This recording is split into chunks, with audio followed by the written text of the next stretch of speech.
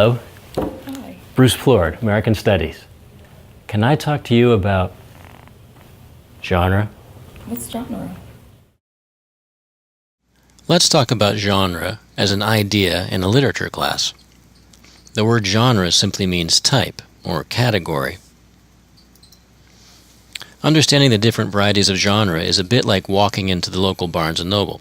Did you ever notice those labels over the stacks that say things like young adult fiction and self-help? Those labels are different literary genres.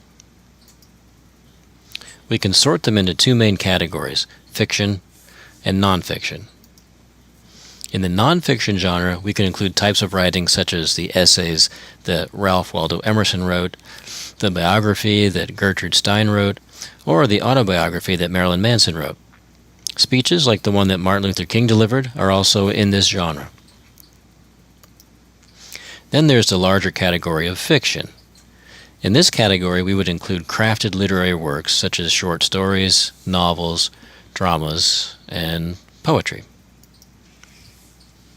You might think of poetry as a special category of writing because poems use language in a concentrated and highly figurative way to create a meaningful narrative. This definition of poetry itself has many exceptions, but generally we might think of Emily Dickinson as the model and her poems as examples of this genre. But poetry itself can be broken down into other genres. For example, lyric poetry is generally what Emily Dickinson wrote, while Homer created for us the genre of epic poetry. It's not just about the form, but also the content which can determine the genre. We can think of drama as a separate genre because it is a narrative that is intended to be performed on a stage. In reading a drama, we would read it differently than reading a poem because we need to know the way to make sense of the work. A drama indicates the characters and tells the readers when a character is speaking. It also can highlight certain actions that take place on the stage. Otherwise, a drama that is on the written page leaves much to our imagination.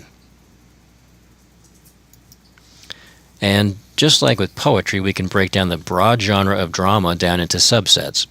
We have tragic drama, comic drama, and historical drama, and that's just starting with Shakespeare. The short story is a genre that everyone's comfortable with. This kind of writing offers a narrative that is longer than a poem, but shorter than a novel. We can consider as genres different kinds, such as children's tales, science fiction stories, and even the New Yorker story.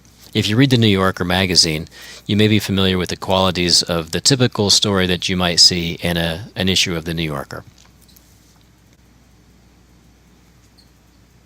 We also have the genre of the novel. This genre has more substance to it and requires a certain commitment of time and energy. Within this genre, we can consider the subsets of the Western novel, the crime novel, the political novel, and so forth. For the purposes of the literature student, we will be dwelling within the Aristotelian idea of genre, which includes poetry, prose, and drama. And we can further subdivide these three categories based on the content and how they define a separate group.